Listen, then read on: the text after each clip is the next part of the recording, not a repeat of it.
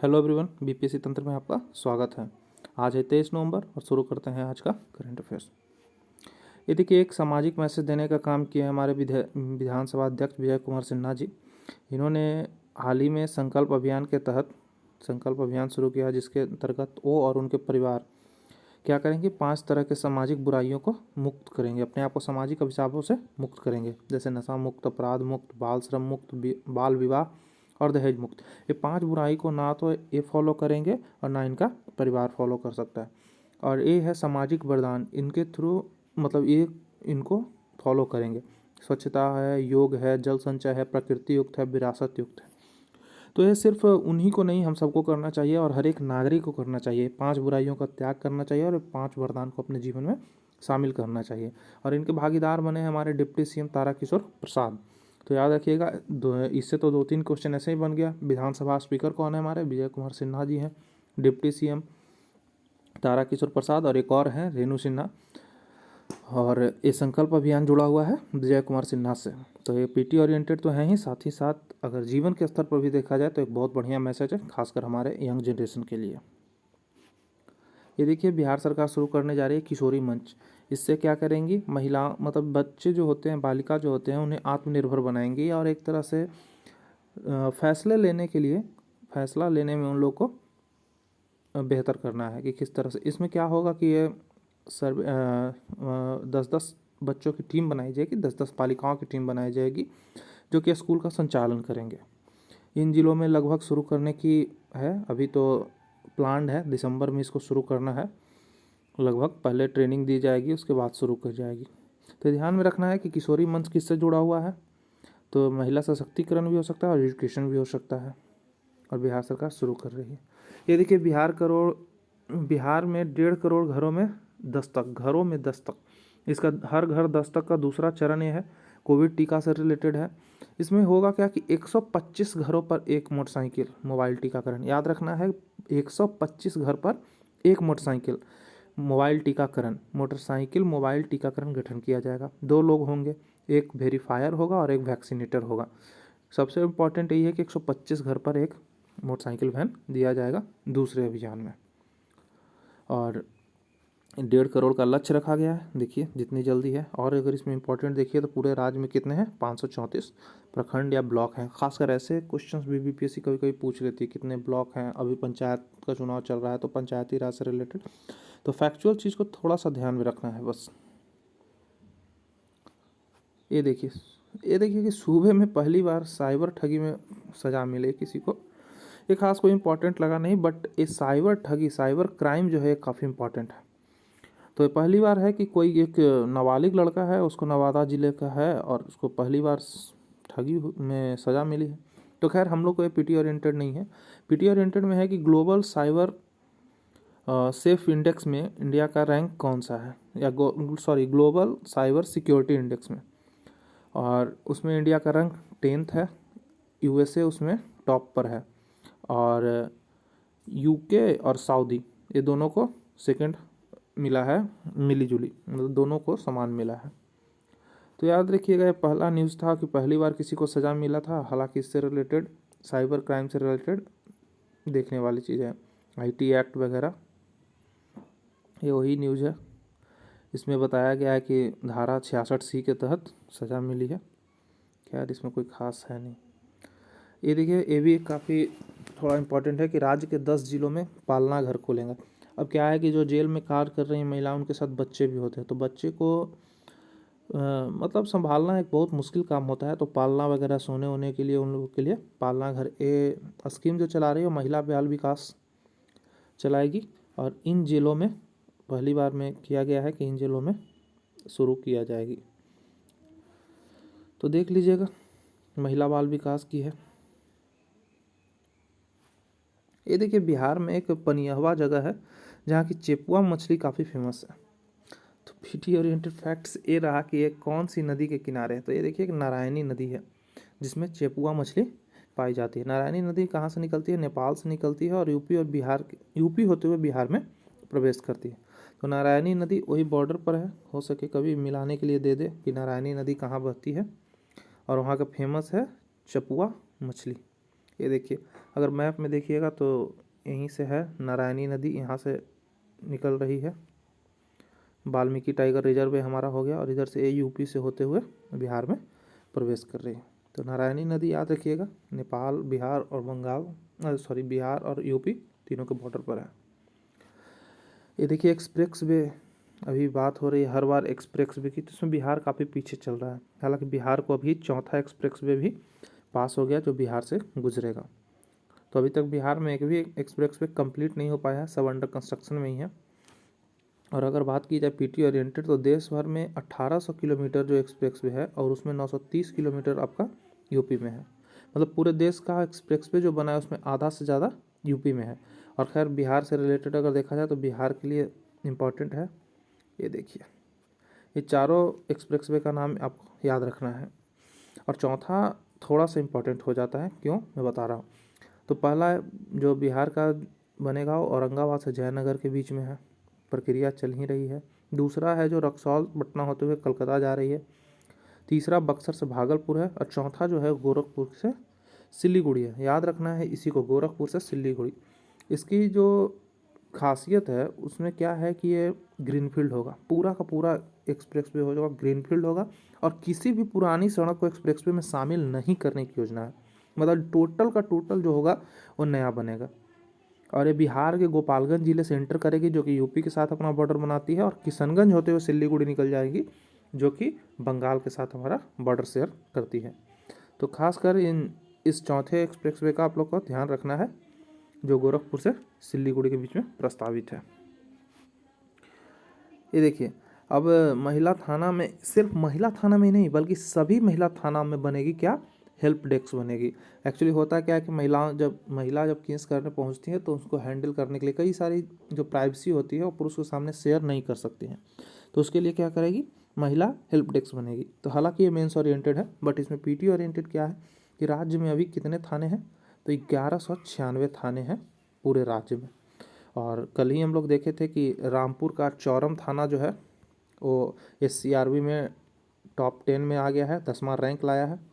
तो ये बहुत बड़ी बात है। और साथ में यह भी याद रखिए कि राज्य में अभी टोटल कितने हैं, 1196 थाने हैं। ये काफ़ी इंपॉर्टेंट है कि तांती ततवा, एक देखिए बिहार का एक ट्राइब्स कह सकते हैं या फिर एक कास्ट कह सकते हैं, जो भी हैं, अभी तक ये EBC में था। EBC अत्यंत पिछड़ा वर्ग जिसे कहते हैं। इसको क्या किया कि बिहार सरकार, ये बहुत पहले का न्यूज़ है कि इसे SC में शामिल कर दिया गया। हालांकि इसका लगातार विरोध होता रहा है और उसी पर सुप्रीम कोर्ट ने बिहार को भी नोटिस दिया।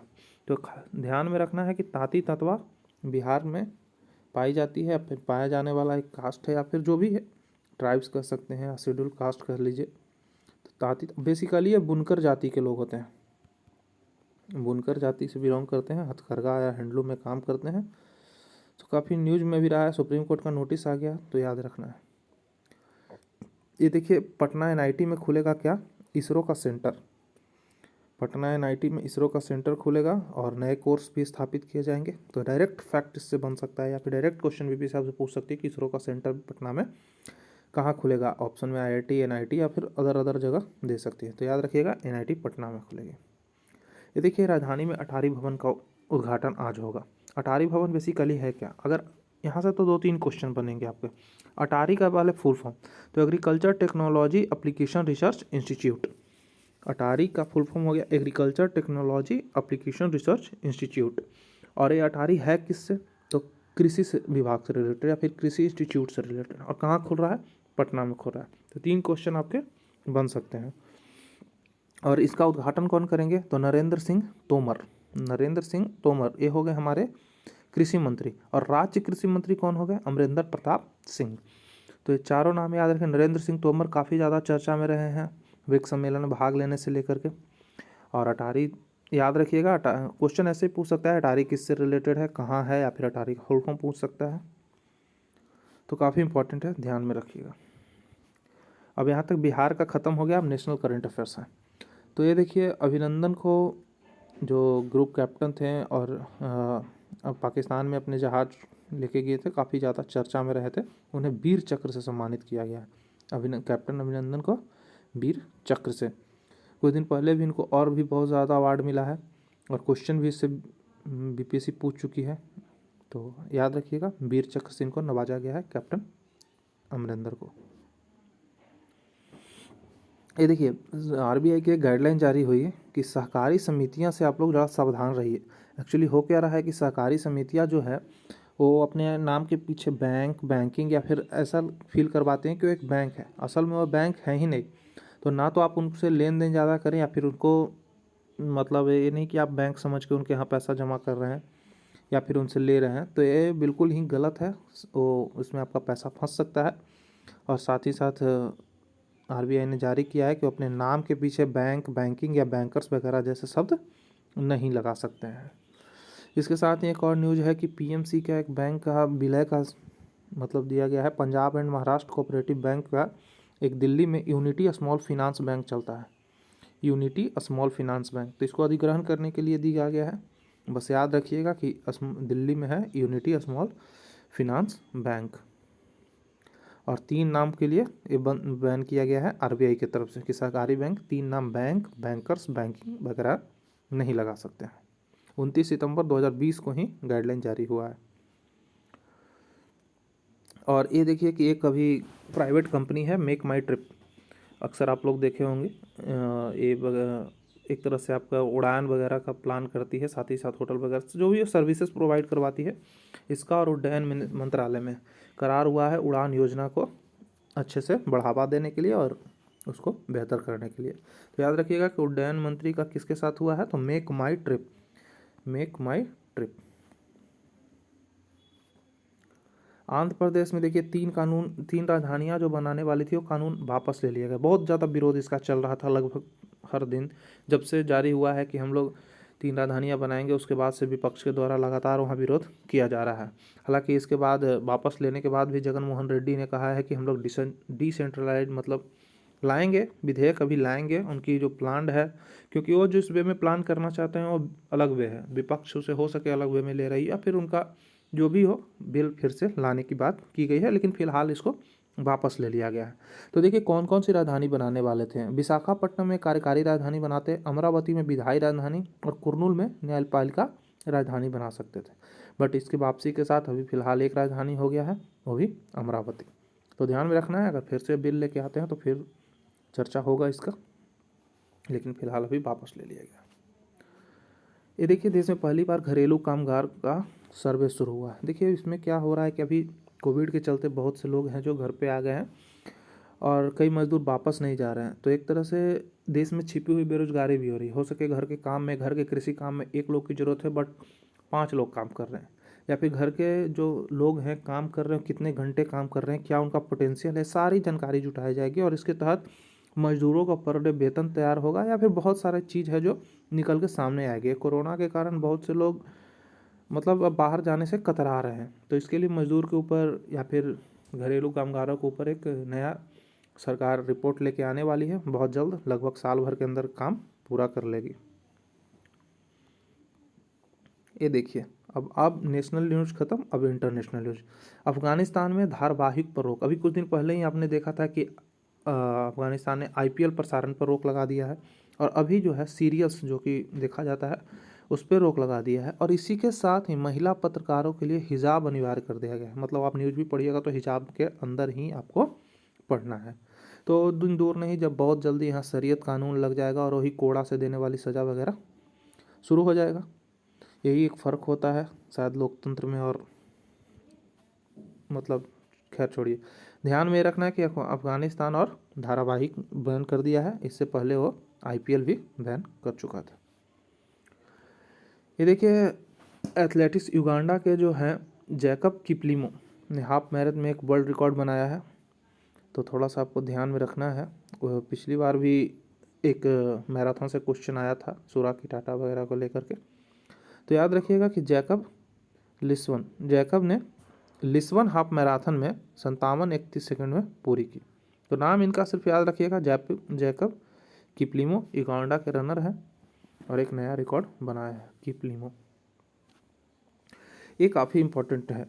ब्रिटेन ने अभी क्या किया है कि अनिवार्य कर दिया है कि अगर आप नया बिल्डिंग बनाएंगे या नया घर बनाएंगे तो उसमें इलेक्ट्रिक कार चार्जिंग पॉइंट आपको देना ही देना है।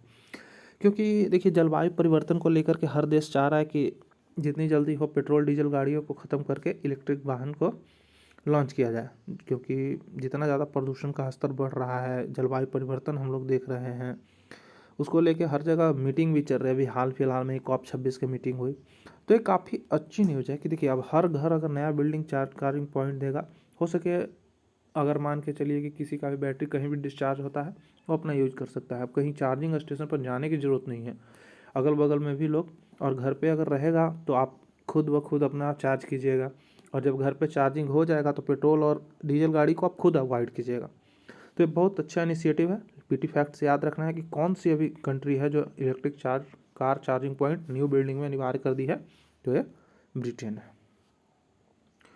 ये देखिए कॉन्गो में अभी कोबाल्ट की जो माइनिंग हो रही है वो बहुत ही घटिया तरीके से हो रही है, और ख़ासकर इसमें जान का जोखिम मजदूरों के ऊपर बहुत ज़्यादा है। अभी हो क्या रहा है कि कॉन्गो में आधिपत्य जमाने के चक्कर में, मतलब अमेरिका और चीन के बीच में चल रहा है थोड़ा, मतलब हिंसक चल रहा है, या फिर जो कह लीजिए कि दोनों आधिपत्य अपना जमा रहे हैं और कॉन्गो को खामियाजा भुगतना पड़ रहा है। तो याद रखिए कि कॉन्गो का ही है जो सबसे ज़्यादा कोबाल्ट का उत्पादन करता है, और कोबाल्ट का सबसे ज़्यादा भंडार भी कॉन्गो में ही है। तो पीटी ओरिएंटेड के फैक्ट्स आपके लिए काफ़ी इंपॉर्टेंट है कि कोबाल्ट का उपयोग जो है बहुत जगह होता है। जब हम लोग साइंस वाले लेक्चर में करेंगे तो उसमें कर लेंगे कि कोबाल्ट 60 का कहाँ यूज होता है, किस तरह से इसका बैटरी वगैरह बनाने में यूज होता है, बहुत सारी चीज़ों में इसका उपयोग होता है। तो याद रखिएगा कि कॉन्गो सबसे बड़ा कोबाल्ट का उत्पादक है, और भंडारक भी, मतलब भंडार भी सबसे ज़्यादा इसी में है। अगर थोड़ा सा कॉन्गो की स्थिति देख लीजिए मैप में, तो एक अफ्रीकन कंट्री है, डेमोक्रेटिक रिपब्लिकन ऑफ कॉन्गो। वैसे देखने में लैंडलॉक लगेगी, लेकिन ये लैंडलॉक नहीं है। यहाँ पर देखिए, यहाँ पर थोड़ा सा एरिया इसका है जो समुद्र से जुड़ा हुआ है, तो ये एक लैंड लॉक्ड कंट्री नहीं है अफ्रीका में। और इसकी राजधानी की बात की जाए तो ये बुरुंडी है।